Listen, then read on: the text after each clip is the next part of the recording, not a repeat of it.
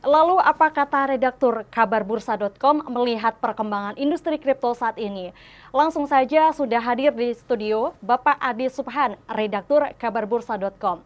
Selamat sore Pak Adi. Selamat sore Mbak. Pak Adi, kita lagi bahas tentang kripto. Lalu menurut Pak Adi bagaimana perkembangan kripto di tanah air, Pak?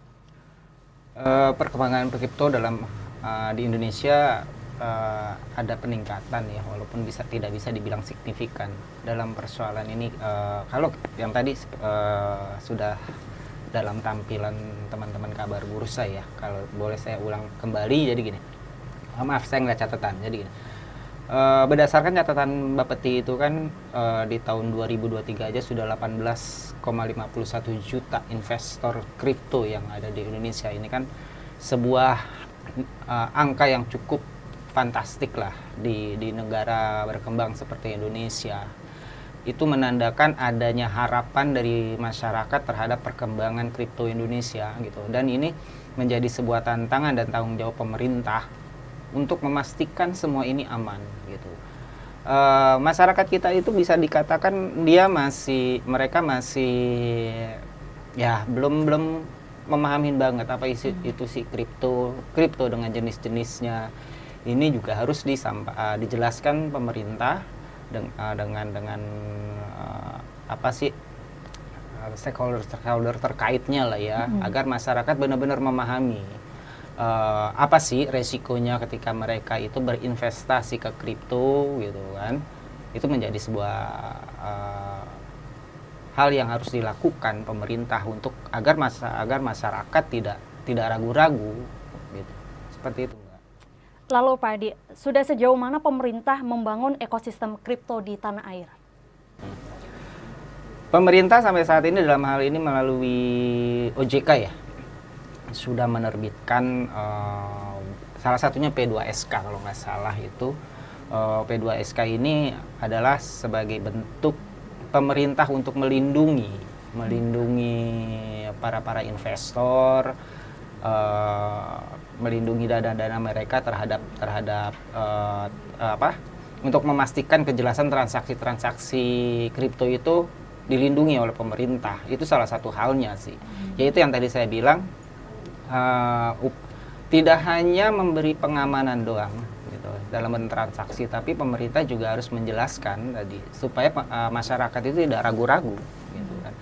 Ini merupakan barang baru, walaupun bisa dikatakan tidak baru-baru banget, tapi masyarakat juga kan masih, ini apaan sih, dagang apa sih nih kan gitu.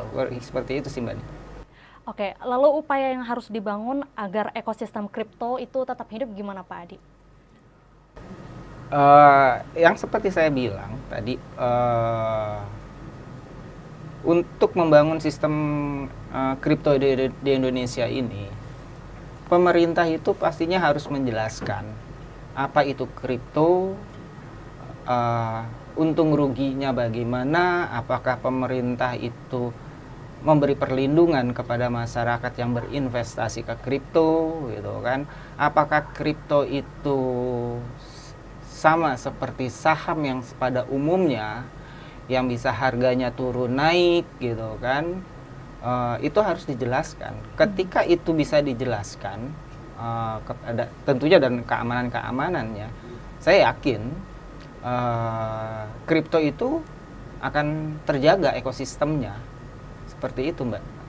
Pak Adi, pertanyaan terakhir, harapan Anda pada industri kripto ini bagaimana Pak?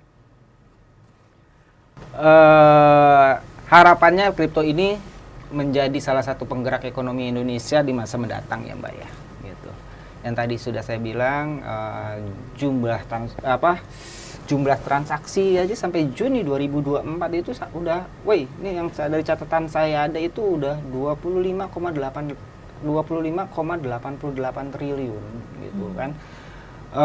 Itu pemerintah berhasil menarik pajak dari transaksi ekonomi digital, diantaranya itu kripto gitu kan. Ini berarti kan ada sebuah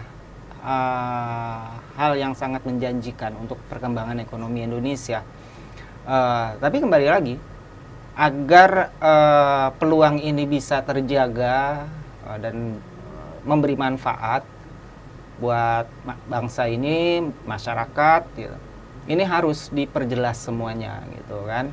Karena sudah terjadi beberapa kali masyarakat karena ketidaktahuan masyarakat terhadap hal-hal yang baru, akhirnya mereka itu menjadi tertipu lah kan gitu.